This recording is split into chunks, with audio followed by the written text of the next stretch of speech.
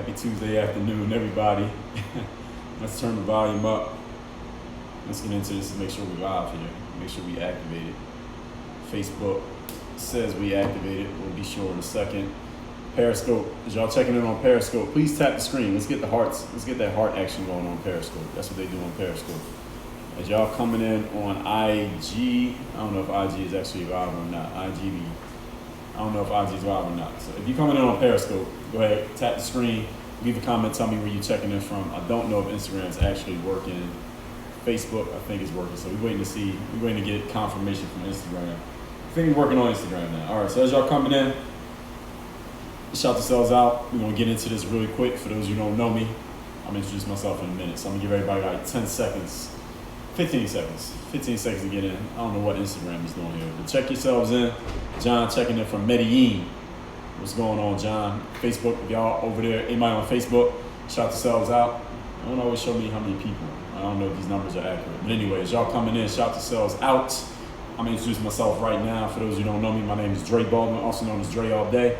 Former 9-year professional athlete, author of 27 books. I created this whole brand called Work on Your Game, where we publish over 15,000 pieces of content online. That's not even counting these live streams. So 7,000 videos, 6,000 articles, damn near 2,000 audios, a whole bunch of books, 27 books, 4 TED Talks, a lot of material that we got out here. And again, I'm not even counting the hours of live streaming.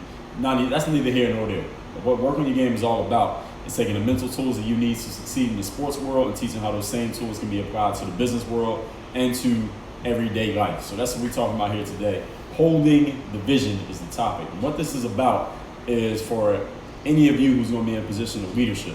And even if you're only leading yourself, you don't have to be leading a whole army of people. You don't have to own a business. You don't have to be at the head of any table.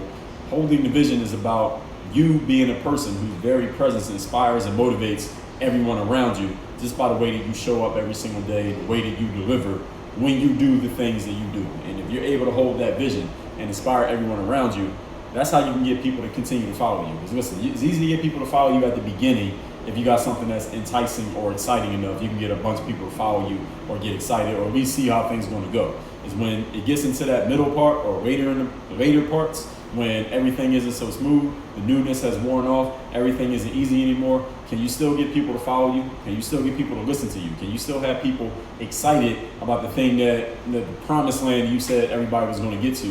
You can't do that unless you can hold a vision in your mind and embody that vision through your energy. So that's what we're talking about here today. So everybody's excited the first day. Is everyone excited the next week? Is everybody excited a month later? Everybody excited a year later? After all that rah-rah is over, can you still keep people following you? That's the question I'm gonna help you answer here today. You do that by holding that vision, again, not just in your thoughts, but also in your energy. Point number one, this is the number one job of a leader, ladies and gentlemen. You're gonna lead yourself, you gotta have a vision in your head that even when right now, you're not even close to getting that outcome, and you can't even see the outcome on the horizon right now, can you still carry yourself in such a way that you believe you're gonna get there? Can you still believe that the outcome can be achieved despite the fact that right now there's nothing in your environment, there's nothing around you that says this is actually going to occur? This is the number one job of every leader out there, because if you can't see that mountaintop, if you can't see that pot of gold at the end of the rainbow, and therefore you're showing up like you're not quite sure if this is even going to happen, what do you think the people who are following you going to do? Of course, they're not going to show up if you can't show up. So if you want to be a leader, leading yourself or leading another person or leading a million people, you got to have the energy every time they come around you, every time they see you, every time they read you, every time they hear from you, every time they think about you. You got to have the energy that makes them believe this is going to happen, even though it's not happening right now. Point number two, topic here today is holding the vision. Let me give you a definition of vision. Since that's the topic here today, I want to make sure we're on the same page. Vision is the ability to think about or plan for the future with imagination or wisdom. Let me say that again. The ability to think about or plan for the future with imagination or wisdom. And also, I'm going to say talk about it. So if you're holding a vision and you want people to follow you and believe in you and think that you're going to make it and see you as somebody who's destined for success and thusly somebody who should be followed, you got to be able to talk about the future as if it's already real, as if you can see it, as if it's something that somebody can reach out and touch. If you don't have that imagination, you don't have that vision to see it before it has even gotten there, why would anybody else follow you? Why would anybody listen to you? Why would somebody make a sacrifice for you? Why would somebody give their time, their money, their attention, their energy, their focus, their anything? They could be doing anything in the world. Why would they follow you if you can't even paint them a picture of what a positive future looks like? What's going on ARB on IG?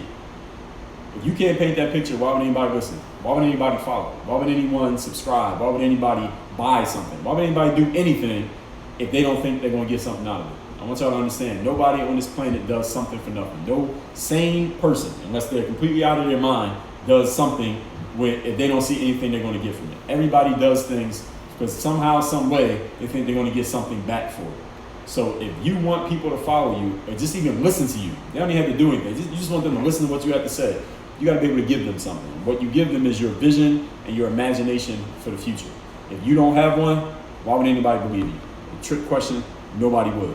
Point number 3. Topic is how to hold a vision. Number 3, you want to always be able to talk people up to remember the vision when the excitement is gone. So when that initial excitement is over, after you're giving the people the vision, listen, they heard it. They heard you the first time you said it. They saw it the first time you wrote it down. They read the emails. But that ain't going to keep working over and over. You can't keep giving the same. There's only so many times you give the same motivational speech before people already know what you're going to say. They know the conclusion. That doesn't work anymore. So how do you keep people inspired? How do you keep people listening and following you after that has worn off for them? Because some people, it might last a little bit longer than others. What do you do then after the effect is gone? After the thrill of that is gone, you got to embody that energy. That means every day when you walk in the office, or every day when people see you, or every day you start writing, or every day you turn on the camera, or every day you come to the gym, or whatever it is you're doing, people have to feel it just by looking at you, by being around you, that you believe this whole thing is going somewhere. This is going to produce some kind of result. This will be worth all the time, all the effort, all the energy, all the money, all the whatever. There has to be something in your energy, again, in your approach that makes people believe that. Again, I don't care how great of a speaker you are. You could be Barack Obama level speaker. You could be a Dre Baldwin level speaker. There's only so much talking you could do before people start tuning it out. They didn't heard everything you had to say. They tired of all the rah-rah and the hype up. People need to see something. We need to feel something. Does everybody here agree? I mean, if somebody can talk to you all day, and when you first come across them, you're like, all right, this stuff sounds good. And then they can even tell you things, they can write it down, they can have all these hype up tactics and motivational tools that they use, but eventually, you gotta show people something tangible. You gotta show people something that says, okay, here's some real results from all this work, from all this effort, from all these sacrifices you're asking. Let me see something real. The real thing that you can produce every single day is your presence.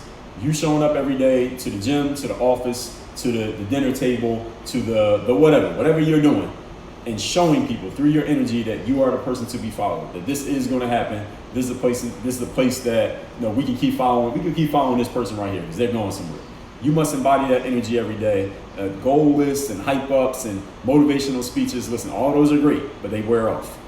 Why? The vision is still the vision. You must embody that every day. People need to see it, not just hear it.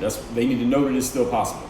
So any business person, you think of somebody like Steve Jobs, for example. I think many of you got the iPhone. When he came back to Apple, he embodied the vision. Apple was starting to fall apart. Apple was about to go out of business. Steve Jobs came back and he started doing things. He started doing things and showing people like, yo, we can make this company great again. That's a great analogy, right? Make it great again. So we can make this company great again. All we're going to do is get rid of this product. He got rid of all this stuff, cut the whole product line down to 4 products, and Apple bounced back from there. And now Apple is Apple. Everybody got an iPhone. But it's embodying that vision. Michael Jordan, if y'all saw the Last Dance documentary that they put on ESPN earlier this year. Michael Jordan, every day in practice. What does his teammates say? He said every day this dude showed up to practice like it was the championship game. And he practiced like that every day. Therefore, we knew, all the other players on the team who weren't as good as Mike, we knew we had to show up every day because we knew he was showing up.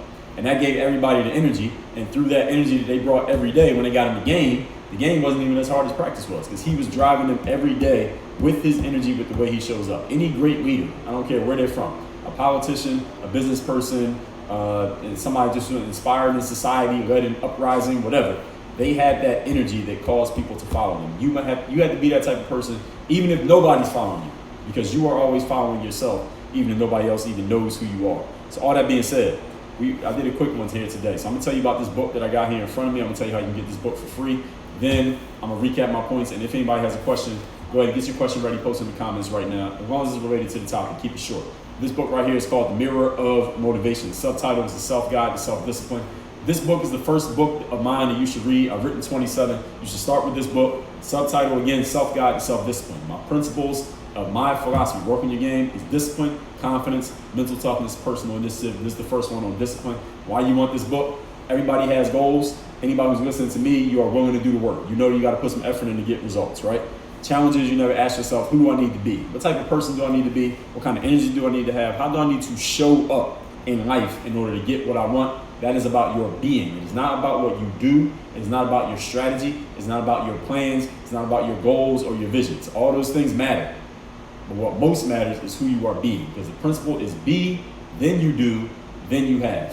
This is the being part. This book will give you the frameworks of everything that you need to ask yourself and help you find the answers for who you need to be so you can do what you need to do and have the results that you want to have. You can get this by going to mirrorofmotivation.com. The book is already paid for. All you do is cover the shipping. Whichever platform you're watching me on, Periscope, Instagram, Facebook, the link is right there on the title wherever you're at. So mirrorofmotivation.com. Go to that link. If you're on IG, there's a link in my bio. If you're on, no, it's not on Twitter. It's not on Facebook, but mirrorofmotivation.com. Y'all see it in the title. Periscope and Facebook and Instagram, y'all know it. Mirrorofmotivation.com. Let me recap these points. The topic here today is holding a vision. Number one, this is the number one job of a leader. You have to know the purpose. You have to keep it top of mind, and you must keep it in the front of your mind and embody it despite everything happening around you, especially when things aren't working. Number two, definition of vision is the ability to think about or plan the future with imagination and wisdom.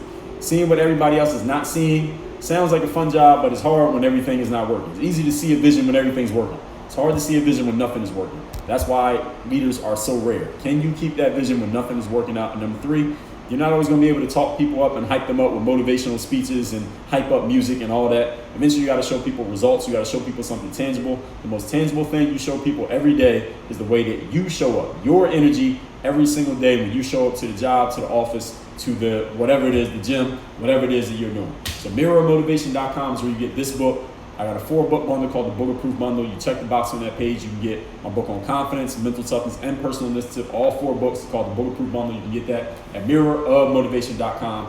On the next page, you can get this book, Working Your Game, plus my book, the Mental Workbook. This is a 2-book mental game advanced bundle. Again, just go to mirrorofmotivation.com and we will handle all of that for you. You ain't gotta remember that. Just go to mirrormotivation.com. You take care of the shipping of the book. The book is free. I didn't even say that, did I? You take care of the shipping. The book is already paid for. I don't even think I said it. Hamilton, Ontario was good. That is Moiseiranzi. I don't know how I'm pronouncing your name. Sports lover. What's up? Mattia, do you talk to yourself in your head or you see pictures or something else?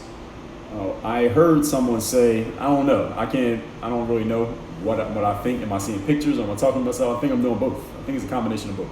But I heard somebody say a long time ago that the human brain works off of images, not off of words. So I do believe that when you give people an image, it's easier for them to understand that than when you give them words. Because I could talk to you all day, you might not understand me. But if I give you a picture, if I try to paint a vision in your head, you can understand it. Anybody can understand a picture. It's hard for people to understand words sometimes, especially if you go, over their heads and use some words that they don't understand. So this is why more people will go to the movies than read a book. Not that people don't read books, but you know what I mean. The movies are more popular than books. That's the point. So everybody, again, mirrorofmotivation.com. The book's paid for. You cover the shipping. All right, tomorrow, I might not do a live tomorrow because I got a full schedule tomorrow. I might not get a chance to do a live, but I will be on my story as usual. I'm not even done with my story today, so y'all stay tuned. Everybody have a great day. Appreciate the time. Mirrorofmotivation.com. The book's paid for. You cover the shipping. Work on your game. Be out here. Dre all day.